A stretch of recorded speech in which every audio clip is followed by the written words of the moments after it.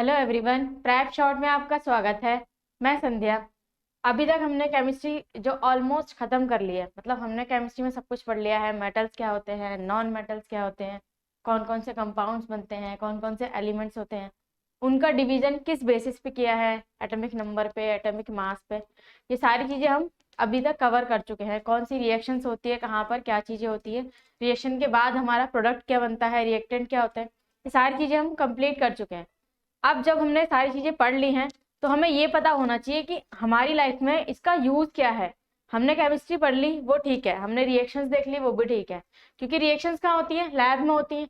लेकिन हमारी लाइफ में इसका क्या यूज है, केमिस्ट्री का हमारे लिए क्या यूज है, हम कहाँ पे इसे देख सकते हैं कि हाँ यहाँ पर केमिस्ट्री का यूज हो रहा है जनरल वे में, अगर हम रेगुलर बेसिस पे कोई काम कर रहे हैं वो। तो आज का जो हमारा टॉपिक है वो है केमिस्ट्री इन एवरीडे लाइफ। तो हम केमिस्ट्री पढ़ेंगे कहाँ पर, जो हम एवरीडे आस पास अपने रोज में ये इन सब चीजों में क्या देखते हैं, केमिस्ट्री को देखते हैं कि वो कहाँ पर यूज होती है। जैसे कि सोप देखा है आपने, जो सोप होता है उसमें भी कोई केमिस्ट्री यूज हुई है, वो भी केमिकल कंपाउंड है, कुछ चीजों को मिला के बनता है। उसके बाद वैक्स हो गई आपका, मोम जो होता है वो, है ना। उस मेडिसिन हो गई, जितनी मेडिसिन होती हैं वो भी किसके थ्रू बनती है, केमिकल रिएक्शंस के थ्रू बनती है। तो हमें वही देखना है कि उसमें कौन कौन से केमिकल्स मिक्स किए जाते हैं जिससे मेडिसिन वगैरह बनाई जाती हैं, और कौन सा क्या काम करती है। और उसके बाद हमें ऑयल पढ़ना है, फैट पढ़ना है। जो फैट होता है ना, हम जो बायो में पढ़ते हैं, फैट फैटी एसिड से बना होता है, वो सब पढ़ना है। तो आज की क्लास में हम यही सब पढ़ेंगे। तो स्टार्ट करते हैं। टॉपिक डाल लीजिए एक बार, chemistry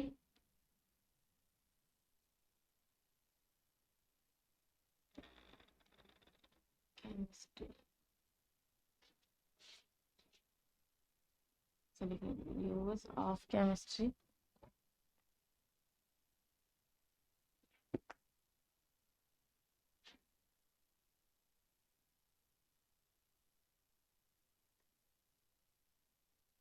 use of chemistry in everyday life, everyday. ठीक है, अब हम केमिस्ट्री का यूज देखेंगे कि कहाँ पर होता है हमारे आसपास। तो जो सबसे पहला है हमारा फर्स्ट टॉपिक है, हम फर्स्ट टॉपिक पढ़ेंगे क्या, सोप। सबसे पहले हमें पढ़ना है सोप। ये तो सभी को पता होगा कि सोप होता क्या है, क्या काम करता है, लेकिन इसकी केमिकल कंपोजिशन होती है, ये बहुत कम लोग होंगे जिन्हें पता होगा, जिन्होंने पढ़ा होगा इसे एग्जाम के लिए या कहीं किसी बुक में पढ़ा होगा, तभी उनको इसकी केमिकल कंपोजिशन पता होगी। नहीं तो उन्हें क्या पता है कि हाँ जो सोप होता है उसे हम कपड़ों पे जो निशान हो जाते हैं, डर्ट वगैरह जमा हो जाता है, उसको रिमूव करने में वो हेल्प करता है, और उसकी वजह से हम उसे डर्ट को और उसको मतलब जो हमारे कपड़े होते हैं उनको हम क्लीन कर पाते हैं। और दूसरा सोप भी होता है, दो तरीके के सोप पढ़ेंगे बेसिकली हम आज। तो सबसे पहले हम देख लेते हैं कि सोप होता क्या है। Soaps are formed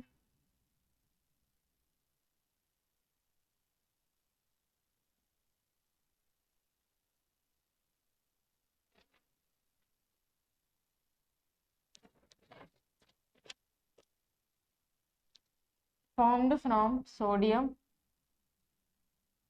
and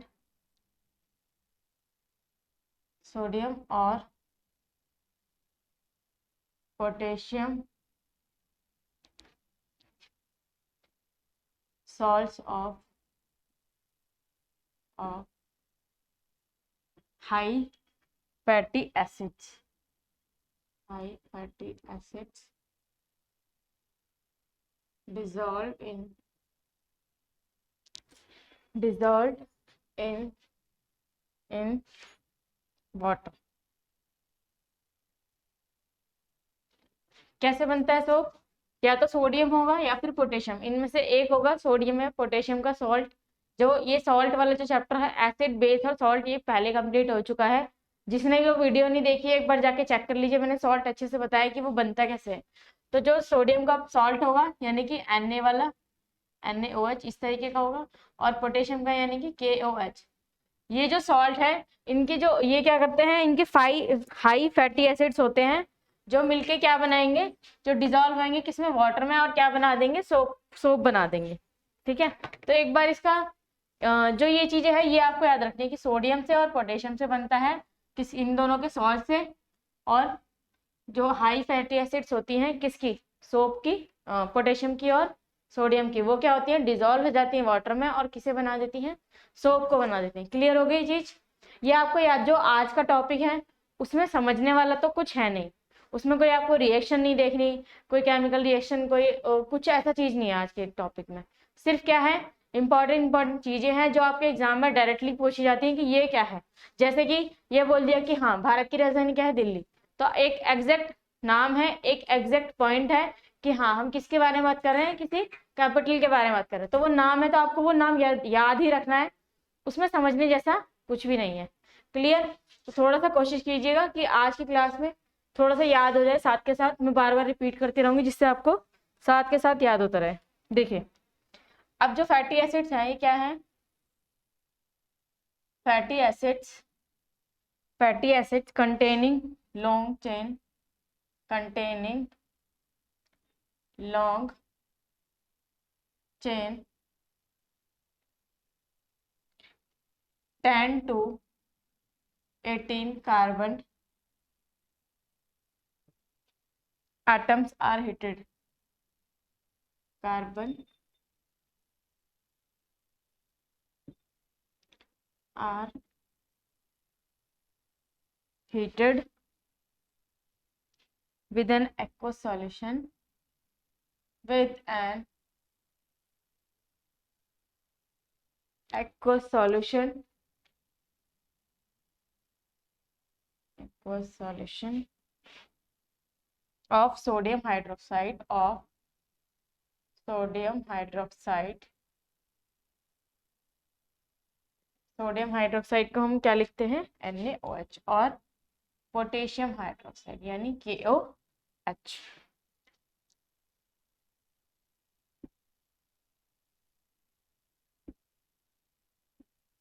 potassium hydroxide यानी KOH to form soap, to form this process is called, this process is called, this process is called saponification। क्या, saponification।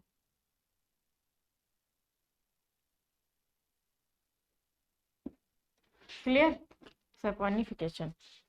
देखिए क्या बताया इसमें, फैटी एसिड जो होते हैं उनके पास लॉन्ग लॉन्ग चेन होती है। फैटी एसिड का मीनिंग क्या होता है, एक लॉन्ग चेन होती है कार्बन की, जिसमें कितने 10 से लेके 18 कार्बन तक होते हैं, कार्बन के एटम होते हैं, उनको हीट करते हैं एक एक्वस सॉल्यूशन के साथ। कौन सा एक्वस सॉल्यूशन होता है, या तो वो सोडियम हाइड्रोक्साइड होता है या फिर वो पोटेशियम हाइड्रोक्साइड होता है। उसके साथ उसे जब मिक्स करते हैं, उसे मिक्स करने के बाद उसे हीट करते हैं, ठीक है।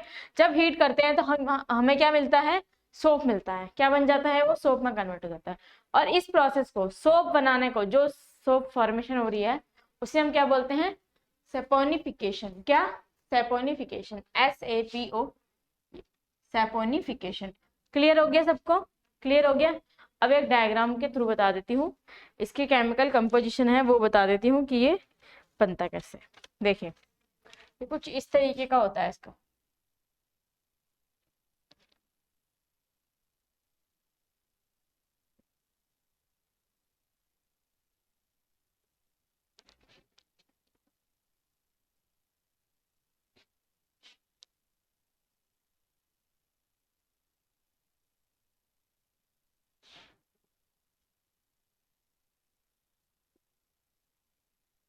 ये इस तरीके से ये इसका डायग्राम है। डायग्राम आपको याद रखने की जरूरत नहीं है, बट जो इसमें याद रखना है वो मैं अभी आपको अभी बताती हूँ उनको। इसके साथ क्या मिल रहा है, NaOH यानी सोडियम हाइड्रोक्साइड। तो हमारा क्या बनेगा, ये क्या हो गया, सेपोनिफिकेशन हो गया, तो बन गया ना सेपोनिफिकेशन। क्लियर। और अब हमारा रिजल्ट में क्या बनेगा, ग्लिसरॉल CH2OH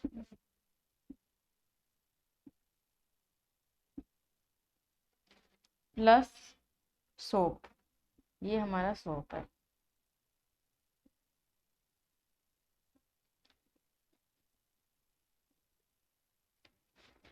ये हमारा सोप है, क्लियर। और ये हमारा क्या है, ग्लिसरॉल। ये हमारा क्या है, क्रूड सोप। यहाँ पर हमने ये क्या ऐड किया था इसके साथ, फैटी एसिड। ये फैटी एसिड है, साथ में क्या है, sodium hydroxide.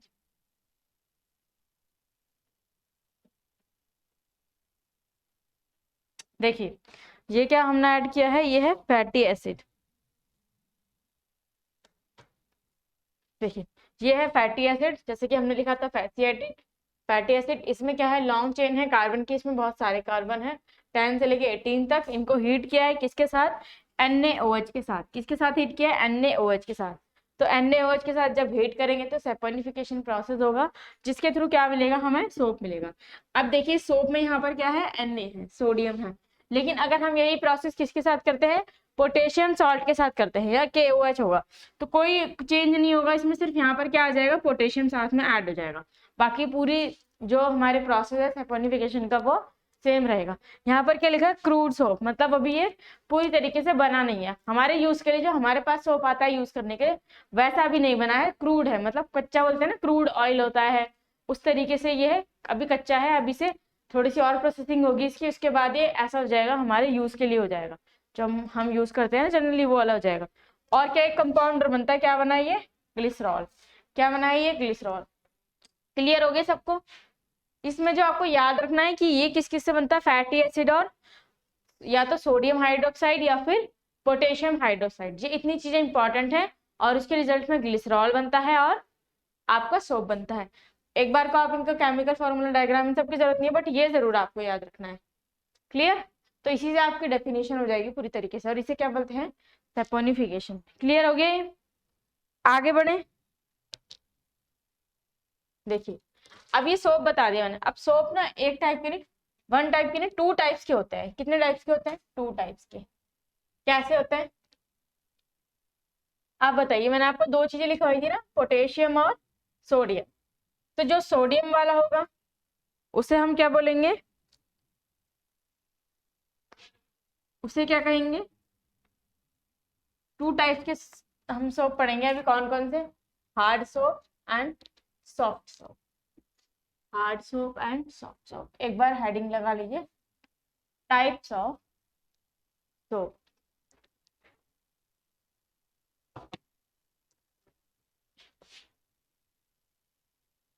Types of soaps, है ना। जो हमारा फर्स्ट टाइप है, जो हमारा फर्स्ट टाइप है वो है हार्ड सोप। हार्ड सोप कैसे बनता है, soaps made with sodium salts of fatty acids. Soap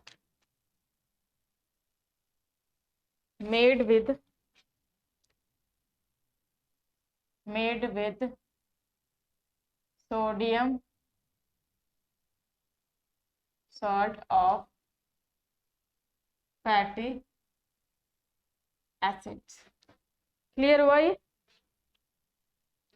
कौन का और कौन सा फैट होता है इसमें, basically animal fat, animal fat and coconut oil, and coconut oil is mainly used, is mainly used। ठीक है, मेनली यूज किया जाता है। और इसका एग्जाम्पल क्या है, इसका एग्जाम्पल क्या है, इसका एग्जाम्पल है, इसका एग्जाम्पल है, इसके यूज है, कहाँ यूज होता है ये, वॉशिंग क्लॉथ, यानी कपड़े धोने के लिए। ठीक है, क्लियर है सभी को ये। और सेकंड वन हमारा कौन सा है, सॉफ्ट सोप। सॉफ्ट सोप ये भी क्या होगा, सेम होगा, बट डिफरेंस कहाँ पर है, soap made with potassium salt of fatty acids। इसमें क्या यूज होता है? Linseed and castor oil. Linseed and castor oil.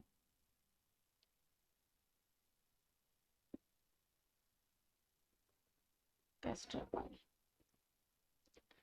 अब इसके एग्जाम्पल क्या हैं?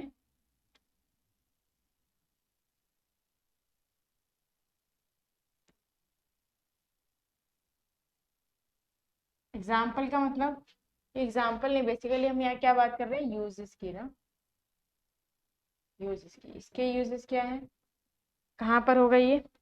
शेविंग में और टॉयलेटरीज में। Toiletries and shaving. Clear? Soft और हार्ड, इन दोनों में डिफरेंस क्या है? देखिए, soap made with sodium salt, उसको हम बोलते हैं हार्ड सोप। और जो सॉफ्ट सोप होता है उसे हम क्या बोलते हैं? वो किससे बनता है? पोटेशियम सॉल्ट से। ठीक है, क्लियर हो गया? प्रोसेस वही होता है दोनों का, सपोनिफिकेशन। फैटी एसिड के साथ ही दोनों रिएक्ट करते हैं, लेकिन जब हम किसका यूज करते हैं? सोडियम, हाँ, सॉल्ट का, तब वो बनाता है हार्ड सोप, जो हम कपड़े वपड़े धोने में यूज करते हैं, क्योंकि वहां पर कपड़े हमें डर्ट रिमूव करना होता है, इसलिए हमें क्या चाहिए होता है? हार्ड सोप चाहिए होता है। उसके बाद जो सॉफ्ट सोप है हमारा, उसमें क्या यूज होता है? पोटेशियम का सॉल्ट। किसका किसका सॉल्ट? पोटेशियम का सॉल्ट। किसके साथ? फैटी एसिड के साथ। और रिजल्ट में क्या बताया हमारा? Soft soap. ये कहाँ यूज होता है? जो शेविंग वगैरह करते हैं ना, और टॉयलेटरीज में, वहां पर कौन सा यूज होता है? सॉफ्ट सोप, क्योंकि वहां पर हमें हाँ डर्ट वगैरह रिमूव नहीं करना होता, इसलिए वहां पे कौन सा यूज होगा? Soft soap. ठीक है, क्लियर है सभी को? क्लियर है? नेक्स्ट का जो हमारा नेक्स्ट टॉपिक है वो क्या है? Oil and fat. क्या लिखा मैंने यहाँ पे? सेकंड है हमारा ऑयल एंड फैट। अब ऑयल क्या होता है? फैट क्या होता है? ऑयल आप कहेंगे हाँ ऑयल होता है, आपने देखा है ना ऑयल, जैसे मस्टर्ड ऑयल होता है, कोकोनट ऑयल होता है ना, इस टाइप के ऑयल होते हैं। फैट क्या होता है? हमारी बॉडी में होता है ना फैट, हम इनटेक करते हैं। जैसे आपने देखा होगा जो दूध का पैकेट होता है, उसके लास्ट में क्या लिखा होता है? कि फैट इतना परसेंट है, इसमें कैल्शियम प्रोटीन इतना परसेंटेज, सब कुछ लिखा होता है, सारी डिटेल होती है। और हम कुछ भी खा लें, कोई भी ऐसा प्रोडक्ट जिसमें ऑयल वगैरह यूज, फैट वगैरह जो है, तो उसमें लिखा होता है पीछे कि फैट की जो परसेंटेज है इस पैकेट में वो कितनी है, लिखा होता है ना। क्लियर? तो अब हम क्या करेंगे? अब हम पढ़ते हैं पहले कि ऑयल और फैट होता क्या है, किससे बने होते हैं। तो ऑयल या fat is an ester, oil and fat is an ester compound produced by ester compound produced by the reaction of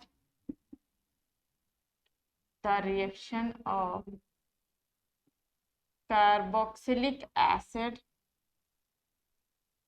carboxylic acid, carboxylic acid क्या होता है? COOH, ये होता है आपका carboxylic acid. Clear? Carboxylic acid high fat, ये क्या होता है? High fatty acid. High fatty acids होते हैं ये किसके साथ? With glycerol, with glycerol. Clear? This process is called esterification. Process को क्या बोलते हैं हम? एस्ट्रिफिकेशन। एस्ट्रिफिकेशन। इसमें क्या होता है? Three molecules of fatty acids and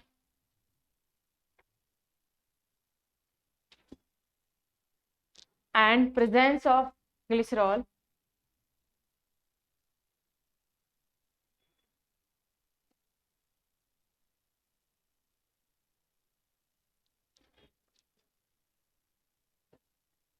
and presence of glycerol।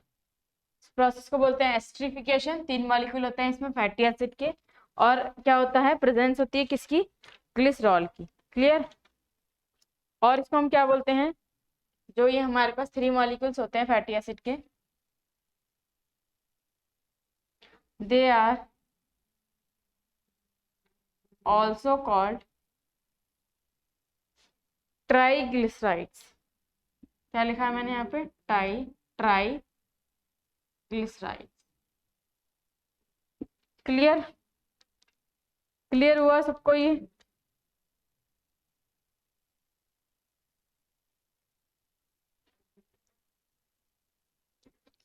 देखिए जो ये वाला ग्रुप है ना, ये वाला ग्रुप, ये प्रेजेंट है इसमें, यानी इसका मतलब इसकी प्रेजेंस होना क्या है? इम्पॉर्टेंट है। क्या है ये? इम्पॉर्टेंट है इसकी प्रेजेंस होना। देखिए मैं आपको एक बार वैसे बता, देखो ऑयल और फैट क्या होता है? ऑयल और फैट है एक ईस्टर कंपाउंड है। ईस्टर कंपाउंड क्या होता है? What is Easter compound? जो कि प्रोड्यूस होता है किससे? रिएक्शन किसकी? कार्बोक्सिलिक एसिड की। किससे? ग्लिसरॉल से। कार्बोक्सिलिक एसिड जब रिएक्ट करता है ग्लिसरॉल से तो वो क्या बना देता है? फैट बना देता है, ऑयल बना देता है। और इस प्रोसेस को हम क्या बोलते हैं? एस्ट्रिफिकेशन। क्या बोलते हैं हम इस प्रोसेस को? इस प्रोसेस को हम क्या बोलते हैं? एस्ट्रिफिकेशन। क्लियर? अब फैटी एसिड कितनी होती है इसमें? जब 3 फैटी एसिड के मॉलिक्यूल रिएक्ट करते हैं किससे? ग्लिसरॉल से। प्रेजेंस होती है किसकी? ग्लिसरॉल की। तो उसे हम क्या बोलते हैं? क्या हुआ है? फैट बन गया है या ऑयल बन गया है। और इसी प्रोसेस को हम एक और नाम भी देते हैं जो कि क्या है? ट्राइग्लिसराइड। क्या नाम है उसका? ट्राइग्लिसराइड। क्लियर हुआ सभी को ये सभी को क्लियर है? और ये वाला जो मैंने जो यहाँ पर बनाया है ये क्या है? COOH। इस तरीके से होता है ये COOH। जो ये वाला ग्रुप है, ये क्या है आपका? COOH वाला कार्बोक्सिलिक एसिड। ये लिखा है ना इसमें, कार्बोक्सिलिक एसिड के साथ रिएक्शन करता है। ठीक है, तो हमारा ये क्या बन गया? ऑयल बन गया या फैट बन गया। यहाँ पर इसकी कंपोजिशन बन कंप्लीट हो चुके हैं। अब देखिए, अब आपको बनाना तो है ना एग्जाम में। एग्जाम में क्या है? आपसे डायरेक्ट क्वेश्चन पूछे जाएंगे कि चीजें क्या क्या होती है। जैसे क्या पूछा जाएगा? जो ऑयल है या फैट है उसमें कितने फैटी एसिड होते हैं? तो कितने होते हैं? आपको क्या बोलना है? 3 मॉलिक्यूल्स होते हैं फैटी एसिड के। और किसकी प्रेजेंस में बनता है, किसके साथ बनता है? उसका क्या नाम है? ग्लिसरॉल। क्या नाम है? ग्लिसरॉल। क्लियर? बस ये आपको याद रखना है। अब मैं एक टेबल बनाती हूँ, टेबुलर फॉर्म में थोड़ा सा समझाती हूँ कि एग्जाम में आपके क्वेश्चन है वो कहाँ से आएंगे। ये चीजें तो आपको समझने के लिए थोड़ा सा बस लिखवाया है, बाकी आपको क्वेश्चंस कहाँ से आएंगे मैं बता देती हूँ।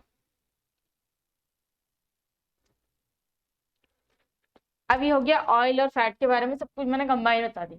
अब ऑयल और फैट में डिफरेंस क्या है ये भी आपको पता होना चाहिए ना। फैट में फैट क्या होता है, फैट और ऑयल क्या होता है। अगर दोनों सिमिलर है तो उनमें क्या क्या चीजें ऐसी हैं, अगर हम अलग अलग नाम दे रहे हैं इसका मतलब कुछ ना कुछ डिफरेंस है, इसकी वजह से हमने उनको अलग अलग नाम। तो अब एक बार देख लेते हैं कि उन दोनों के बीच में क्या क्या डिफरेंस है। तो टेबल बना लीजिएगा, टेबल से क्या रहेगा? इजी रहता है याद करना। हमें सिर्फ एक बार देखना होता है और हमें याद हो जाता है अच्छे से।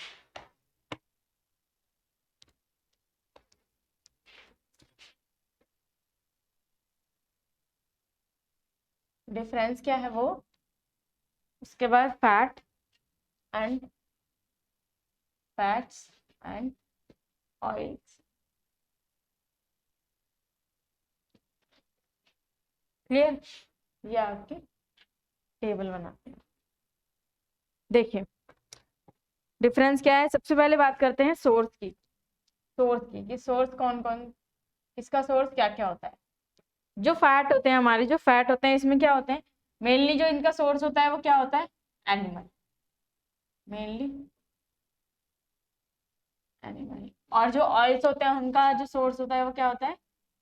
Mainly plant. देखिए आपने देखा होगा ना कि जब हम फैट उसका, जब हम लिखते हैं, डिवीजन करते हैं सारे मिनरल्स का, कार्बोहाइड्रेट, प्रोटीन और फैट। तो जब फैट में हम लिखते हैं कि कौन सा फूड है जो रिच है फैट में, तो हम बहुत कम होता है, बहुत रेयर होता है कि किसी ऑयल का नाम लिखें। हम जब ऑयल का भी नाम लिखते हैं तो हम फिश ऑयल लिखते हैं, फिश ऑयल, कर्ड ऑयल। ठीक है, और जो फिश का फैट होता है वो, और लिवर ऑयल होता है वो। इस तरीके के वर्ड्स का वहाँ यूज होता है। तो वो कौन सा ऑयल होता है? बेसिकली हम वहां पर मेनली किसकी बात करते हैं? एनिमल्स की बात करते हैं, जब हम फैट के बारे में डिस्कशन करते हैं कि उसका बेस्ट सोर्स क्या है फैट का, है ना।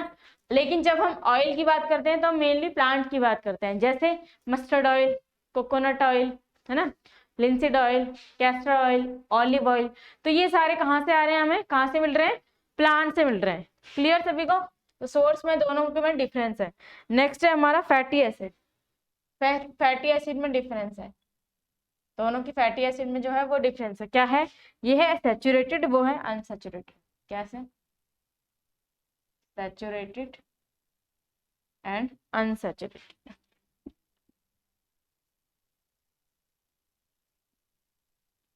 सैचुरेटेड और अनसैचुरेटेड में क्या डिफरेंस है? इसमें होता है सिंगल बॉन्ड और इसमें होता है डबल बॉन्ड। ये जब हमने केमिस्ट्री स्टार्ट की थी जस्ट, तब स्टार्टिंग की क्लासेस में ही मैंने आपको ये बताया था कि सैचुरेटेड फैट क्या होता है, अनसैचुरेटेड, मतलब फैट के बारे में नहीं हम पढ़ रहे थे। बेसिकली हमने ये वर्ड पढ़ा था वहां पे, सैचुरेटेड क्या होता है और अनसैचुरेटेड क्या होता है। जब इनके बीच में डबल बॉन्ड होता है तो वो अनसैचुरेटेड रहता है, जब सिंगल बॉन्ड होता है तो वो सैचुरेटेड हो जाता है। क्लियर? अब नेक्स्ट पॉइंट है हमारा बॉन्डिंग।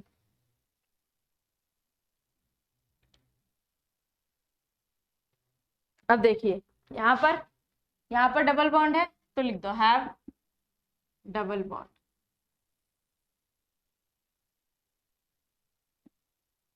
यहाँ पर नहीं है हमारे पास डबल बॉन्ड तो लिख दो यहाँ पे नो डबल बॉन्ड। क्लियर? दोनों में डिफरेंस की बात कर रहे हैं, इसलिए हमें दोनों जगह लिखना पड़ेगा कि कौन सी चीज किसके पास है, किसके पास नहीं है। क्लियर? अब नेक्स्ट है हमारा state at room condition. State at room temperature.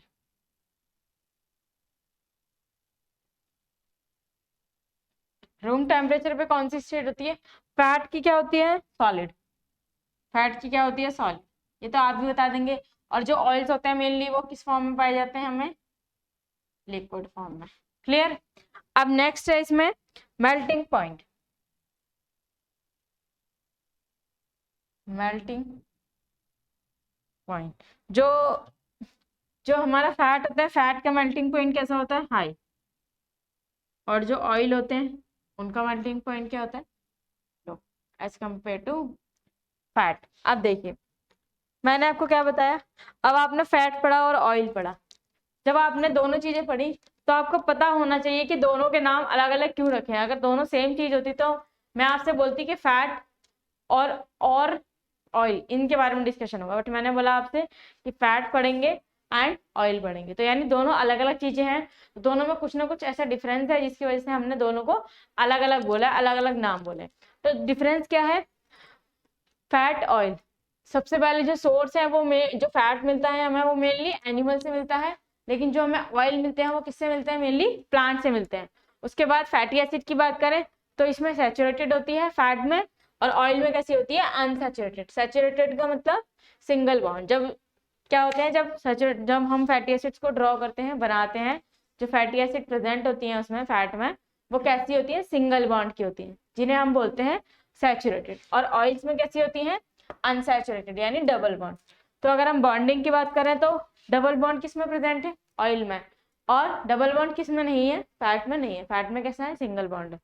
Next, state क्या होती है इनके रूम टेम्परेचर पे? रूम टेम्परेचर पे ये कैसे होते हैं? सॉलिड होते हैं। कौन? फैट। और लिक्विड फॉर्म में कौन पाया जाता है? ऑयल्स पाए जाते हैं। क्लियर? अब मेल्टिंग पॉइंट इनका, जो फैट होते हैं इनका मेल्टिंग पॉइंट हाई होता है, बहुत ज्यादा इनको टेम्परेचर की जरूरत होती है जब जाके ये मेल्ट होते हैं। लेकिन जो हमारे ऑयल्स होते हैं उनका मेल्टिंग पॉइंट क्या होता है? बहुत लो होता है एज कम्पेयर टू फैट। इसलिए क्या करते हैं उन्हें, वो उनका थोड़ा सा ही मतलब टेम्परेचर बढ़ाते हैं और वो मेल्ट होने लग जाते हैं। क्लियर? इसके एग्जाम्पल्स तो मैंने आपको दे दिए।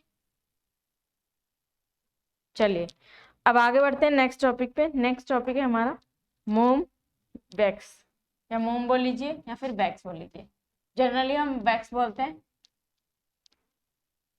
ठीक है, तो हेडिंग लगाइए मोम या वैक्स। ये जो मैंने आपको लिखवाया ना, टेम्परेचर, मेल्टिंग पॉइंट, कौन सा सैचुरेटेड है कौन सा अनसैचुरेटेड, आपके क्वेश्चंस यहीं से बनते हैं। क्लियर? तो मैं इस तरीके के टेबल और बनवाऊंगी इसमें आप टॉपिक के बाद, तो आपके क्वेश्चंस मेनली वहीं से बनेंगे। जो बीच बीच में है वो भी मैं आपको बताती रहूंगी। लेकिन आपको ये टेबल अच्छे से याद रखनी है। ये पूछा जाता है कि मेल्टिंग पॉइंट किसका हाई होता है, किसका लो होता है, जो फैट होते हैं वो किस उनका रिच सोर्स क्या होता है। लेकिन जब आपको यही नहीं पता कि वो एनिमल से मिलते हैं, तो हो सकता है कि आप कोई प्लांट टेक करके आ जाओ, है ना। तो आपको क्या करना है, याद रखना है कि जो फैट होते हैं वो एनिमल सोर्स है, वो एनिमल से मिलता है, और जो ऑयल्स होते हैं वो हमें प्लांट से मिलते हैं। क्लियर।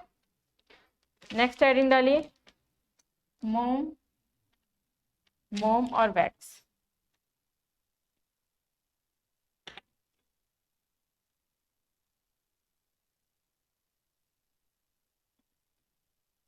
मोम या वैक्स, क्या होता है मोम और wax. Wax is an organic material. Wax is an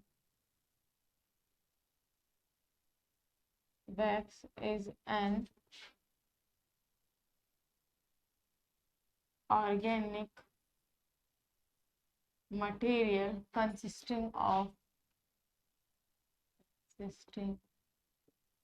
of a long alkali chain. A long alkali chain. These includes carbon bonds and various functional groups. These includes carbon bonds and various functional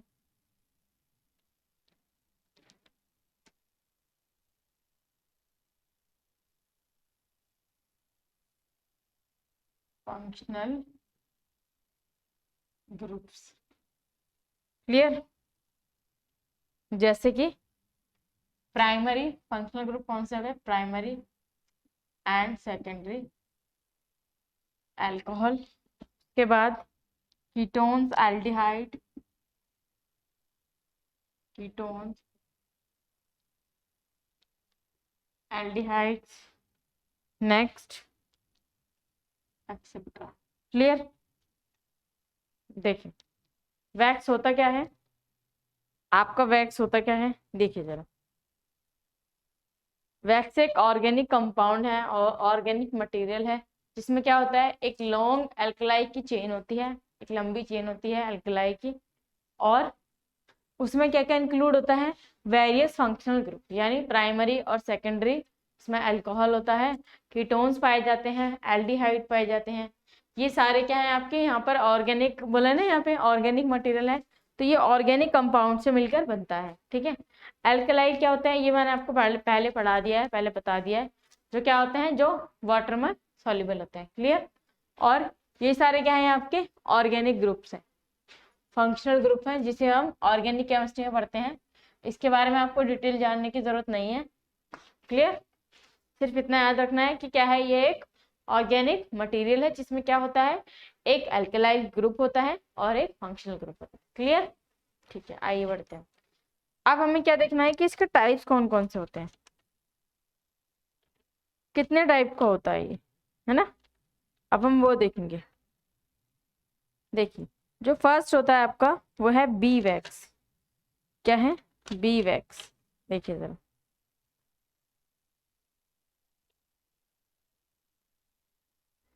अब इनका ना जो compound है, ester compound है, उसके according इनका अलग अलग डिवीजन करा गया है। सबसे पहले देख लेते हैं bee wax. Bee wax, bee wax क्या होता है, it contains an ester compound, it contains an ester compound,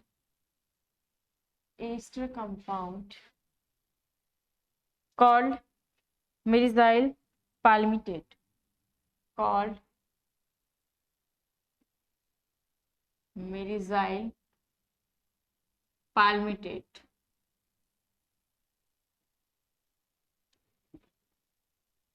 मिरिजाइल palmitate ये वाला कंपाउंड होता है, इसी को हम क्या बोलते हैं, बी वैक्स बोलते हैं। इसको क्या बोलते हैं, बी वैक्स बोलते हैं। तो ये नाम याद रखना। जिस तरीके से अल्कोहल होता है, कीटोन होता है, एल्डिहाइड होता है, इस तरीके से ईस्टर भी होता है। तो ईस्टर का एक कंपाउंड होता है कौन सा? मिरिजाइल पाल्मिटेट। नेक्स्ट है आपका, नेक्स्ट कौन सा है?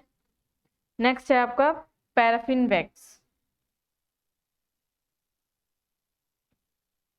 Paraffin wax. पैराफिन वैक्स कौन सी होती है? It is obtain from petroleum. It is obtain from petroleum, shale gas and coal, shale gas and coal, etc. It is made from, it is made from, made from hydrocarbon molecules, made from hydrocarbon molecules। देखिए, generally आपने we wax और paraffin wax का ही नाम सुना होगा कि question यहीं से बनते हैं, ठीक है। पैराफिन वैक्स जो है आपका इंपॉर्टेंट है। ये कहाँ से लिया जाता है, कहाँ कहाँ से मिलता है? पेट्रोलियम से, शैल गैस से एंड कोयला से। जो कोल होता है ना, वहां से मिलता है। और ये बनाया कैसे जाता है? हाइड्रोकार्बन मॉलिक्यूल से। किससे बनाया जाता है ये? हाइड्रोकार्बन मॉलिक्यूल से। क्लियर है? अब इसके हम कुछ यूज देख लेते हैं कि पैराफिन वैक्स को कहाँ कहाँ पर यूज किया जाता है, क्योंकि यही आपके एग्जाम के पॉइंट ऑफ व्यू से इंपॉर्टेंट है। क्यों क्वेश्चन आपका बनेगा तो यही से बनेगा। क्लियर? तो एक बार यूज देख लेते हैं। तो uses of paraffin wax, of paraffin wax. देखिए, सबसे पहले आपने देखा कैंडल बनती है। कैंडल जो होती है घरों में, उसमें कौन सी वैक्स यूज होती है? पैराफिन वैक्स होती है। सेकंड, वाटर प्रूफिंग के लिए, वाटर प्रूफिंग वाले मटेरियल्स बनाते हैं ना जो, वहां पर क्या करते हैं? इसको पैराफिन वैक्स को यूज करते हैं। लिख लीजिए, paraffin wax,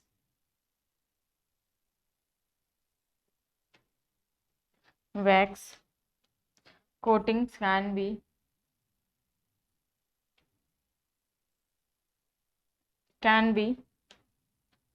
applied to a variety, applied to a variety of products, variety of products to make them waterproof, to make them waterproof। कहाँ यूज की जाती है पैराफिन वैक्स? जो भी मटेरियल हैं, जो भी हमारे अलग अलग तरीके के क्या हैं, प्रोडक्ट्स हैं, जो हम यूज करते हैं किसके लिए? वाटरप्रूफ के लिए। जैसे वहां पर क्या यूज होता है? पैराफिन वैक्स की कोटिंग की जाती है ताकि वो प्रोडक्ट कैसे बन जाए? वाटरप्रूफ बन जाए। ठीक है, जैसे आपने देखा होगा बैग होता है वाटरप्रूफ, है ना। और जैसे मैं कल लिख देती हूँ, includes, includes, includes matches, would and battles, would and battles नहीं, बॉटल्स। और आपके बैग बनते हैं, वो बैग्स वगैरह बनते हैं, है ना। क्लियर? कहाँ कहाँ यूज होती है? कहाँ का यूज होता है? वो बॉटल्स वगैरह बनती हैं, बैग बनते हैं, ठीक है। वहां पर किस लिए यूज होता है? वाटर प्रूफिंग के लिए। मेनली आपको याद रखना है कि वाटर प्रूफिंग के लिए जो यूज होता है वो क्या होता है? पैराफिन वैक्स होता है। थर्ड वन आपका क्या है? थर्ड वन है आपका friction reducer, friction reducer. And fourth is crayons, crayons.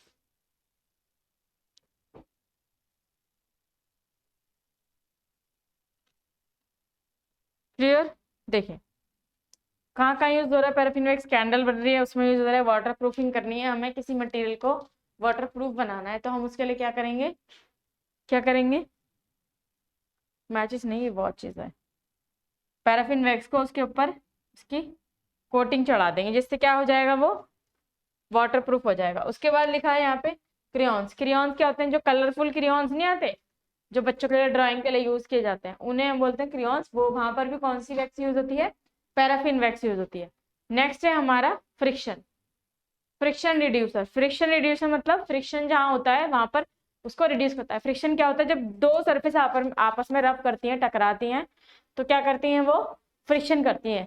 आपने देखा होगा कभी कभी जब गाड़ी चल रही होती है तो उसका टायर रोड पे फ्रिक्शन पैदा करता है। फ्रिक्शन की वजह से क्या होता है, चिंगारी जैसी उड़ जाती है, चिंगारी सी लाइट जैसी जल जाती है, तो उससे बोलते हैं फ्रिक्शन। उसको रिड्यूस करने का काम करता है, उसे कम करता है कौन, पैराफिन वैक्स। कौन कम करता है, पैराफिन वैक्स। क्लियर हो गया सभी को, ये सभी को क्लियर है। आगे बढ़े, तो जो ये आपके यूजेस हैं ये आपके इंपॉर्टेंट हैं, ये आपको याद रखने हैं। जो पैराफिन वैक्स होता है, पैराफिन वैक्स होता है वो क्या कहाँ कहाँ यूज होता है आपको ये याद रखने हैं, और किस तरीके से बनाया जाता है, पेट्रोलियम से, शैल गैस से और कोल से, ठीक है। और हाइड्रोकार्बन मॉलिक्यूल है ये, क्या है ये, हाइड्रोकार्बन मॉलिक्यूल। क्लियर, सभी को क्लियर हो गई बात ये। आगे बढ़े अब हम पढ़ते हैं मेडिसिन के बारे में। किसके बारे में, मेडिसिन के बारे में। तो नेक्स्ट जो हमारा टॉपिक है वो क्या है, मेडिसिन। नेक्स्ट टॉपिक हेडिंग डालिए, मेडिसिन।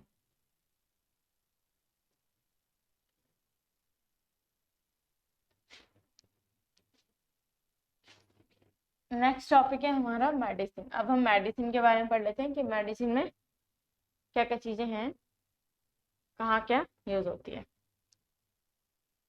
देखिए,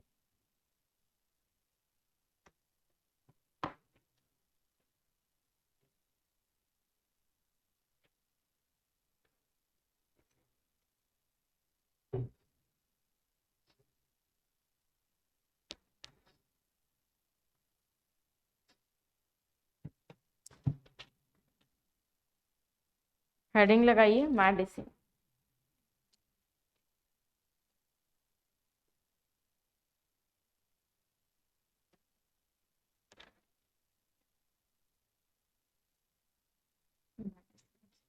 ठीक है, जो आपकी फर्स्ट मेडिसिन है, जो आपकी फर्स्ट मेडिसिन है उसके बारे में पढ़ लेते हैं। पहले सबसे पहले क्या है, एंटीपायरेटिक्स। सबसे पहले कौन सी है, एंटी पायरेटिक्स। एंटीपायरेटिक्स क्या होती है, ये क्या करती है, रिड्यूस फीवर, रिड्यूस फीवर। बस आपको ये भी पता होना चाहिए कि एंटीपायरेटिक्स क्या करती है, रिड्यूस करती है फीवर। और इसके एग्जाम्पल क्या है, क्रोसिन। क्लियर। नेक्स्ट है आपका, नेक्स्ट है आपका एनाल्जेसिक। क्या लिखा है मैंने, ये एनाल्जेसिक्स,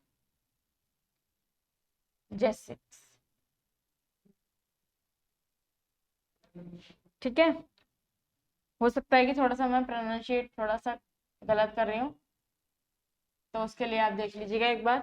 ये क्या करती हैं, रिड्यूस करती हैं पेन, रिड्यूसिंग पेन। और इनको हम नॉर्मली क्या बोलते हैं, जनरल लैंग्वेज में हम क्या बोलते हैं इन्हें, पेन किलर्स, ऐसे बोलते हैं ना। पेन किलर ले लेते हैं, दर्द हो रहा है, हेडेक हो रहा है, पैरों में दर्द हो रहा है ना, तो एक पेन किलर खा लेते हैं, तो वो क्या है, हमारी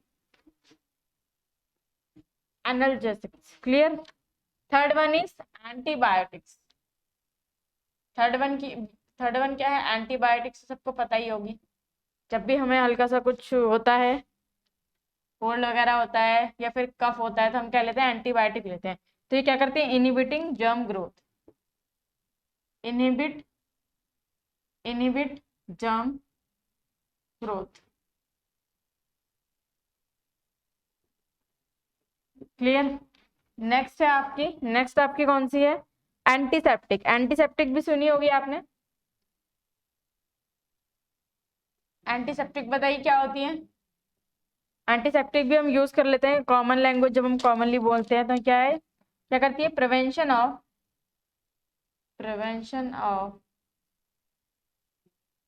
germ growth, germ growth, prevention of germ growth near near Burns यानी जहाँ जल गया है वहां पर, cuts and bounds, cuts and bounds, जहां पर जल गया है, कट गया है ना, जहां से खून निकल रहा है, तो क्या करते हैं वहां पे प्रिवेंट करती है किसको, जम की ग्रोथ को रोकने के लिए, उसे हम बोलते हैं एंटीसेप्टिक। नेक्स्ट है आपका मूड स्टेबलाइजर। क्या लिखा है मैंने ये, मूड स्टेबलाइजर। ये कौन सी होती हैं, lithium and valpromide, lithium and valpromide. Clear. Next है आपका ओरल कॉन्ट्रासेप्टिव, ओरल कॉन्ट्रासेप्टिव। ये क्या है आपकी, इनवॉइड, इनोविड और बाइफेसिक पिल, बाइफेसिक पिल।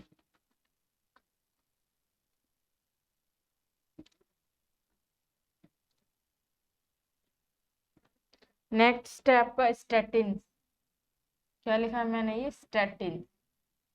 स्टेटिन क्या होता है, स्टेटिन क्या होता है, help power cholesterol level in the body, help lower, help lower the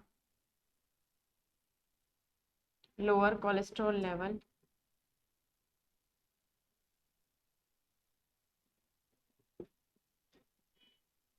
in body, body में क्या करता है, कोलेस्ट्रॉल लेवल को कम करता है। इसके एग्जाम्पल क्या क्या है, लोवास्टेटिन, लोवास्टेटिन, नेक्स्ट प्रेवास्टेटिन, प्रेवास्टेटिन, टेटिन। क्लियर, ये इसके एग्जाम्पल्स हैं। देखिए अब, देखिए एंटीपायरेटिक्स मेडिसिन के बारे में हम पढ़ रहे हैं। ये हमारी एंटीपायरेटिक्स, एंटीपायरेटिक्स क्या करती है, फीवर को रिड्यूस करती है। एनाल्जेसिक क्या होती है, पेन को रिड्यूस करती है, पेन किलर बोलते हैं। एंटीबायोटिक्स क्या करती है, ग्रोथ, जर्म की ग्रोथ को क्या करती है, इनहिबिट करती है, मतलब रोकती है। कौन, एंटीबायोटिक्स। एंटीसेप्टिक क्या करती है, जर्म की ग्रोथ को रोकती है, लेकिन कहाँ कहाँ पर, जहाँ जल गया है वहां पर, जहाँ पर कट लग गए हैं वहां पर, या बाउंस है यहाँ पर घाव बना हुआ है हमारे, वहां पर क्या करती है, जर्म की ग्रोथ को रोकती है। मूड स्टेबलाइजर क्या होते हैं, जब हमारा मूड बहुत चेंजेस हो रहे थे ना, उसको इन्फ्लुएंस करते हैं, मतलब स्टेबलाइजर करते हैं, उसे रोकते हैं। जैसे जो थोड़ा, जिनके माइंड में प्रॉब्लम होती है, ब्रेन में, उनको मेनली दिया जाता है। ओरल कॉन्ट्रासेप्टिव, इनके ये नाम है। और स्टेटिन क्या करते हैं, कोलेस्ट्रॉल लेवल को कम करते हैं बॉडी में, और ये इनके एग्जाम्पल्स हैं, इनके नाम है। क्लियर हो गया, सभी को क्लियर हो गया, आगे बढ़े हम। अब हम पढ़ते हैं पॉलीमर्स। जो हमारा नेक्स्ट टॉपिक है वो क्या है, पॉलीमर्स। तो हेडिंग लगा लीजिए एक बार। इसमें जो आज की क्लास में आपको कुछ भी, आपको ऐसा नहीं है जो आपको पढ़ाया जाए, समझाया जाए, समझाने वाला कुछ नहीं है, बट क्वेश्चन, हाँ क्वेश्चन यहाँ से बनते हैं। आपसे ये भी पूछ लिया जाता है कि एंटीसेप्टिक क्या होती है, एंटीबायोटिक क्या होती है, इस तरीके के क्वेश्चन एग्जाम में बार बार पूछे जाते हैं। तो आप जरा ध्यान से पढ़ना इन चीजों को, नाम मत भूलना, बस ये पढ़ लेना कि हाँ ये क्या काम करती हैं, इनको भूलना नहीं है, क्योंकि यहाँ से भी आपके एक दो क्वेश्चन आ जाते हैं। क्लियर, हेडिंग लगाइए पॉलीमर्स।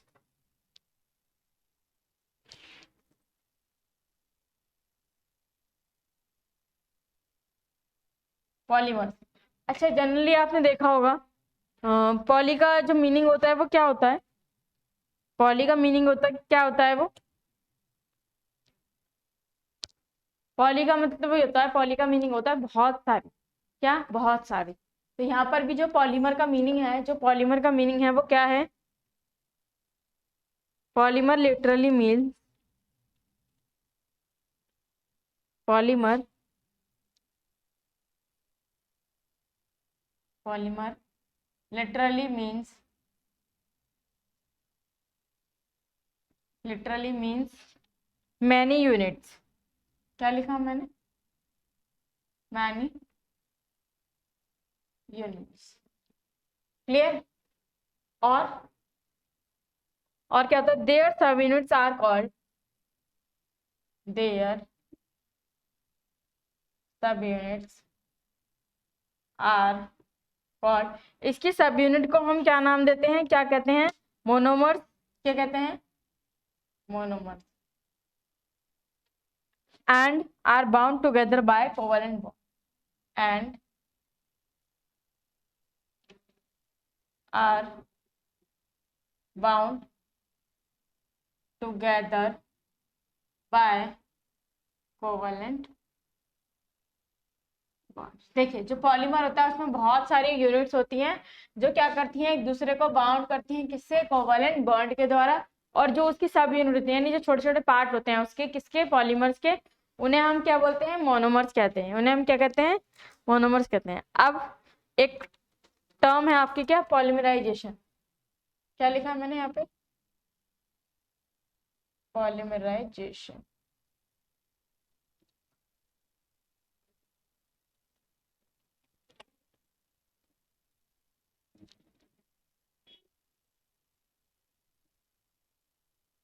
पॉलीमराइजेशन। क्लियर? देखिए ये क्या होता है? The action by which monomer unit form a long polymer chain.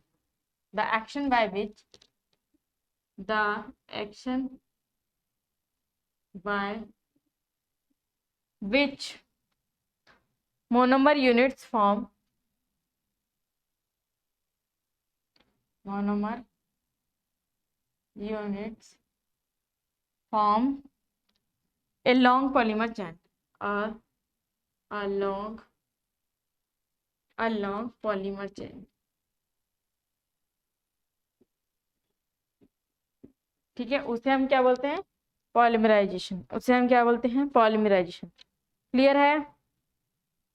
Clear है? अब जो पॉलीमर्स होते हैं वो बेसिकली 3 टाइप्स के होते हैं। ठीक है, कितने टाइप्स के होते हैं पॉलीमर्स? 3 टाइप्स के पॉलीमर्स।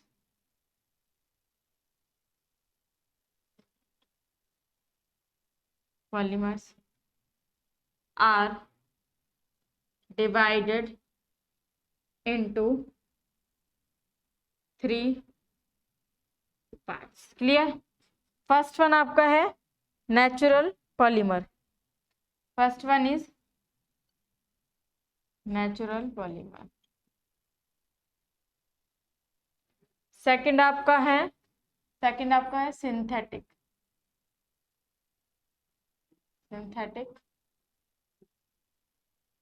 पॉलीमर। क्लियर? और थर्ड वन आपका है semi synthetic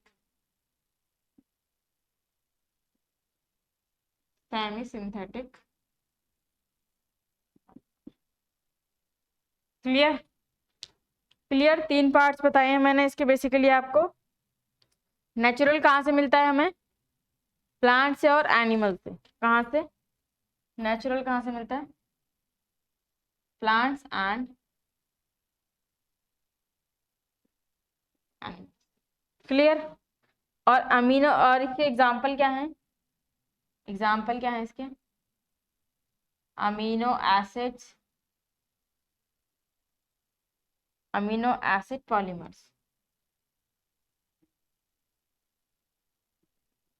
amino acid polymers, cellulose, starch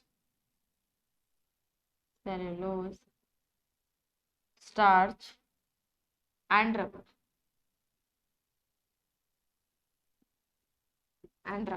clear? Next है आपका पॉलीथीन। जो सिंथेटिक होते हैं ये कैसे बनाते हैं? मैन मेड होते हैं, इंसान के द्वारा बनाए जाते हैं। तो मैं लिख दूं यहाँ पे ये मैन। ठीक है, इसके एग्जाम्पल क्या है? पॉलीथीन, उसके बाद plastic nylon,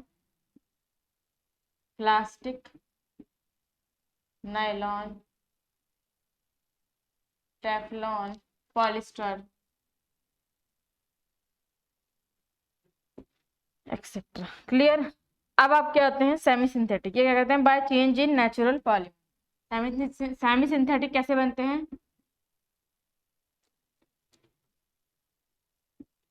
to change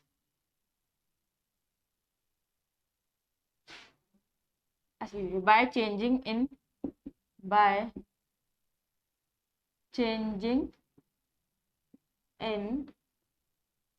natural polymers. इसके एग्जाम्पल क्या है? इसके एग्जाम्पल क्या क्या है आपके? Rayon cellulose based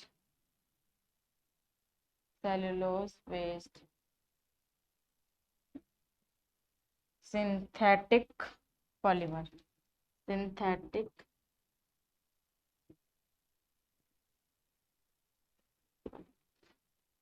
clear? देखिए जरा, अब एक बार फिर से डिस्कशन कर लो। पॉलीमर्स क्या होता है? पॉलीमर्स का मतलब होता है बहुत सारी यूनिट आके इकट्ठी हो गई, उन्हें बोलते हैं हम पॉलीमर। किसी भी चीज की हो सकते हैं यूनिट, है। अभी एग्जांपल से मैं आपको क्लियर करवा दूंगी कि ये किस चीज की यूनिट की बात की जा रही है। और उनकी जो सब यूनिट होती है उन्हें क्या बोलते हैं? मोनोमर्स बोलते हैं। जो एक दूसरे से किससे बाउंड होती है, किससे जुड़ी होती हैं? कोवलेंट बॉन्ड के थ्रू जुड़ी होती है। किससे जुड़ी होती है? कोवलेंट बॉन्ड के थ्रू। मैं इसका डायग्राम भी बनके स्ट्रक्चर भी बना के दिखा देती, बट इसकी कोई जरूरत नहीं है आपको। तो जो इररिलेवेंट है वो यहाँ पर नहीं कराया जा रहा, सिर्फ यहाँ पर वही पढ़ाया जाएगा जो आपके एग्जाम पॉइंट ऑफ व्यू से बहुत इंपॉर्टेंट है। आपके एग्जाम में जनरली पूछा जाता है, बार बार पूछा जाता है। क्लियर? पॉलीमराइजेशन क्या होता है? The action by which monomer units form a long polymer chain. एक बड़ी चेन बनाता है, उसे हम बोलते हैं पॉलीमराइजेशन। ठीक है, ये मोनोमर यूनिट जोड़ जोड़ के। इसके हमने 3 पार्ट में डिवाइड किया, natural polymer, synthetic polymer and semi synthetic polymer. ये मेनली किस में बनते हैं? प्लांट से और एनिमल से। प्लांट जैसे amino acid polymer, cellulose, starch and rubber. इनके छोटे छोटे बहुत सारी यूनिट मिलके एक बड़ा पूरा पॉलीमर बना देते हैं अमीनो एसिड की। ठीक है, अमीनो एसिड की, सेलुलोज की, स्टार्च की, रबर की, तो उसे बोलते हैं नेचुरल पॉलीमर। सिंथेटिक पॉलीमर वो होते हैं जो मैन मेड होते हैं, नेचुरली हमें नहीं मिलते, जैसे पॉलिथीन हो गया हमारा, प्लास्टिक हो गया, नाइलॉन हो गया, Teflon, polyester etcetera. Third one is semi synthetic. Semi synthetic कैसे बनते हैं? नेचुरल वाले पॉलीमर में, जो नेचुरल पॉलीमर है इनमें कुछ चेंजेस कर देते हैं, कुछ अल्टरेशन कर देते हैं, उसके बाद हमारे सेमी सिंथेटिक पॉलीमर बनते हैं। इसमें एग्जाम्पल क्या है? Rayon cellulose based synthetic polymer. Clear हो गया सभी को? पॉलीमर्स क्लियर हो गया। आज की क्लास में कुछ भी ऐसा नहीं था जो आपको समझाया जाए, समझाने पे ज्यादा जोर दिया जाए, क्योंकि हम क्या पढ़ रहे हैं? इनके यूजेस पढ़ रहे हैं, तो जो कि आपको याद करने हैं अच्छे एग्जाम आने तक। क्लियर? अच्छे से याद करना है ताकि एग्जाम में आपको कोई क्वेश्चन आए तो आप अच्छे से उसे कर पाए। ये फैक्ट बेस्ड आपकी क्लास है। क्लियर हो गई? तो चलिए जो बाकी का बचा है वो हम अगली क्लास में कवर करेंगे। तब तक के लिए आप पढ़ते रहिए, वीडियो को लाइक कर दीजिए, चैनल को सब्सक्राइब कर लीजिए। Thank you.